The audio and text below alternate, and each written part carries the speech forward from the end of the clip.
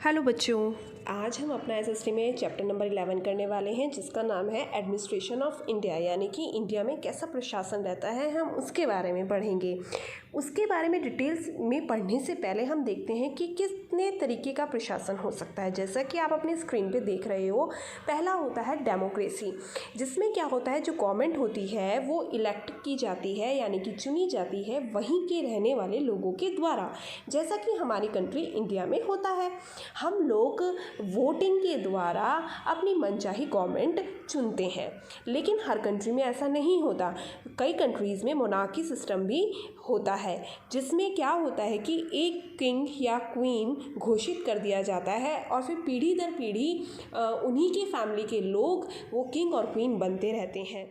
जैसा कि हम पहले से भी पढ़ते आ रहे हैं कि हमारे भारत पर भी अंग्रेज़ों ने, ब्रिटिशर्स ने 200 ईयर्स तक, अराउंड 200 ईयर्स तक उन्होंने शासन किया था। तो वो आए कैसे थे और किस पर्पज़ से आए थे? ब्रिटिशर्स थे वो हमारी कंट्री इंडिया में ट्रेड करने के लिए, यानी कि व्यापार करने के बहाने से आए थे, और उन्होंने अपनी पहली फैक्ट्री डाली थी गुजरात स्टेट की सूरत सिटी में। और फिर धीरे धीरे उन्होंने अपना एरिया बढ़ाना शुरू कर दिया, उन्होंने अपनी आर्मी तैयार कर ली और हम लोगों के ऊपर कब्जा कर लिया। अपने रूल्स और रेगुलेशंस हम पर थोपने लगे। धीरे धीरे उन्होंने अपनी लैंग्वेज इंग्लिश को हमारी गवर्नमेंट लैंग्वेज घोषित कर दिया। अब सारे काम इंग्लिश में होते थे, इवन एजुकेशन भी इंग्लिश मीडियम में दी जाने लगी।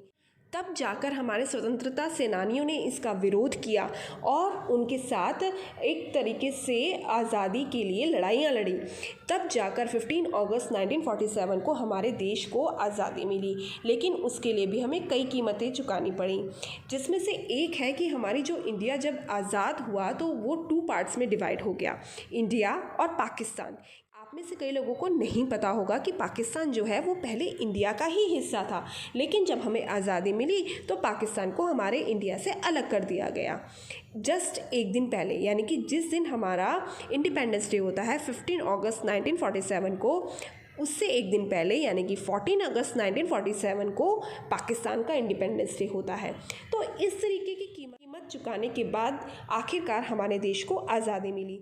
अब जब देश आज़ाद हो गया है तो उसे चलाने के लिए कुछ रूल्स चाहिए, रेगुलेशंस चाहिए, तब जाके हमारा कॉन्स्टिट्यूशन की ज़रूरत महसूस हुई और वो तैयार हुआ, जो कि मैं आपको पहले भी बता चुकी हूँ। और ये इम्प्लीमेंट किया गया 26 जनवरी 1950 को, और जो इसके हेड थे वो थे डॉक्टर भीमराव अंबेडकर। ये भी मैं आपको पहले बता चुकी हूँ। तो अब हम देखते हैं कॉन्स्टिट्यूशन की definition. A constitution is a collection of rules, power sharing and work of different departments, यानी कि ये एक रूल्स की किताब है जिसमें हर एक की पावर्स के बारे में भी बताया गया है कि प्रेसिडेंट क्या कर सकते हैं, प्राइम मिनिस्टर क्या कर सकते हैं, इस तरीके से। और हर एक के डिपार्टमेंट का वर्क भी डिवाइड किया हुआ है कि ये मिनिस्टर इतना काम करेगा, ये मिनिस्टर ये काम करेगा, इस तरीके से सब कुछ इसमें निर्धारित है, जिसके अकॉर्डिंग हमारा एडमिनिस्ट्रेशन काम करता है। लेकिन ये सारी जो गवर्नमेंट की हम बात कर रहे हैं, ये चुनी कैसे जाती है?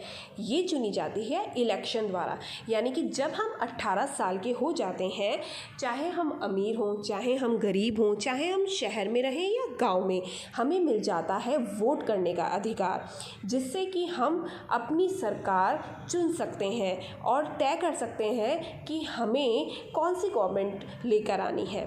लेकिन ये परमानेंट नहीं होती कि हमने एक बार गवर्नमेंट चुन ली तो अब यही शासन करेगी, ऐसा नहीं होता। हर 5 साल बाद इलेक्शन होते हैं जिसमें हम अपना फैसला बदल भी सकते हैं, और अगर हमें उस गवर्नमेंट के काम अच्छे लगते हैं तो हम दोबारा भी उसको चुन सकते हैं। जब इलेक्शंस होते हैं तो कोई एक पार्टी तो खड़ी नहीं होती, बहुत सारी पार्टीज खड़ी होती हैं, और जिन्हें सबसे ज़्यादा वोट्स मिलते हैं वो जीतती है।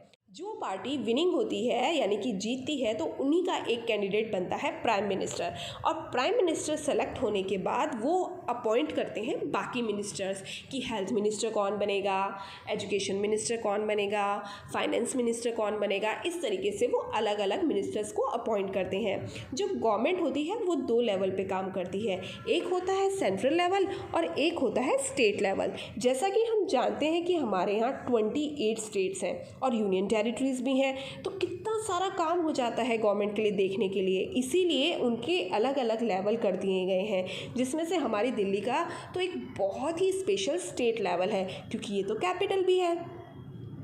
अब हम बात करते हैं जो गवर्नमेंट होती है उसके कौन कौन से और कितने पार्ट होते हैं। इसके 3 मेन पार्ट्स होते हैं, एग्जीक्यूटिव, लेजिस्लेटिव एंड जुडिशरी। हर 5 साल बाद, जैसा कि मैंने आपको बताया, इलेक्शन होते हैं और कंट्री में गवर्नमेंट लाई जाती है। जो इंडियन पार्लियामेंट होती है उसके 2 हाउसेज होते हैं, एक तो होता है लोकसभा और एक होता है राज्यसभा। लोकसभा के जो मेंबर्स चुने जाते हैं वो हम लोगों यानी कि आम जनता द्वारा चुने जाते हैं और उसे लोअर हाउस भी कहा जाता है। लेकिन जो राज्यसभा होती है उनका जो चुनाव होता है वो इनडायरेक्टली होता है, जिसमें हम लोग पार्टिसिपेट नहीं करते, और उसे अपर हाउस भी कहा जाता है और परमानेंट हाउस भी। इसके बाद हम बात करते हैं एक बहुत ही ख़ास इंसान की, जो है हमारे देश के प्रेसिडेंट। जो प्रेसिडेंट का इलेक्शन होता है वो बाकी इलेक्शन से बहुत ही डिफरेंट होता है, जिसमें हम लोग पार्टिसिपेट नहीं करते। उसमें पार्टिसिपेशन होता है दोनों हाउसेस का, यानी कि राज्यसभा और लोकसभा का, members of legislative assembly of state का और members of the legislative council का। इनके बारे में आप डिटेल में बड़ी क्लासेस में पढ़ेंगे कि किस तरीके से चुनाव होता है और किस मेंबर का क्या रोल होता है, लेकिन अभी हम सिर्फ इतना ही जानेंगे। और जो प्रेसिडेंट की पोस्ट होती है वो हमारे इंडिया में सबसे ऊंची पोस्ट मानी गई है, और प्रेसिडेंट को सम्मान देते हुए उन्हें फर्स्ट सिटीज़न यानी कि भारत का पहला नागरिक माना जाता है। सभी के सभी लॉज, रूल्स यानी कि कानून और नियम जो भी बनाए जाते हैं वो बिना उनकी अप्रूवल के नहीं मान्य होते। जब तक कि प्रेसिडेंट उन पे साइन नहीं कर देगा तब तक उन्हें घोषित नहीं किया जाएगा। जो प्रेसिडेंट का रेजिडेंस यानी कि जहाँ वो रहते हैं और ऑफिस जहाँ वो काम करते हैं वो दोनों ही राष्ट्रपति भवन में होता है, और राष्ट्रपति भवन है हमारी न्यू दिल्ली में। प्रेसिडेंट को हिंदी में राष्ट्रपति कहा जाता है, इसी से उनके हाउस को नाम दिया गया है राष्ट्रपति भवन। और राष्ट्रपति भी हमेशा सेम नहीं रहते, एक अंतराल के बाद इनके इलेक्शन होते रहते हैं और हमारे जो प्रेसिडेंट्स हैं वो बदलते रहते हैं। लेकिन करंट प्रेसिडेंट यानी कि जो हाल फिलहाल हमारे इंडिया के प्रेसिडेंट हैं वो हैं श्री रामनाथ कोविंद। आखिर में हम बात करेंगे कोर्ट्स इन इंडिया के बारे में, यानी कि जो न्यायालय होते हैं, अदालतें होती हैं, उनके बारे में। वैसे तो ये बहुत तरीके की होती हैं, लेकिन अभी हम इनके बारे में डिटेल में नहीं पढ़ेंगे। हम मेन जो होती हैं अदालत, उनके मैंने आपको नीचे फ्लो चार्ट के थ्रू बताया हुआ है, जिसमें कि जो सुप्रीम कोर्ट होती है वो इंडिया में सबसे हाईएस्ट कोर्ट मानी गई है। यानी कि अगर लोअर कोर्ट में हम कोई केस दर्ज करते हैं और उनके फैसले को हम चैलेंज करना चाहते हैं, यानी कि हम उन्हें नहीं मानते, तो हम सुप्रीम कोर्ट में अपनी अर्जी दे सकते हैं, पिटिशन दे सकते हैं। लेकिन जो सुप्रीम कोर्ट डिसाइड कर देगा उसे कोई नहीं नकार सकता, यानी कि जो फैसला सुप्रीम कोर्ट ने डिसाइड कर दिया वो तो होगा ही होगा।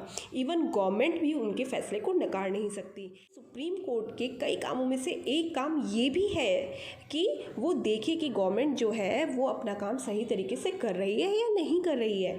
तो हम इस तरीके से जो सुप्रीम कोर्ट होती है इसका डिसीज़न फाइनल होता है।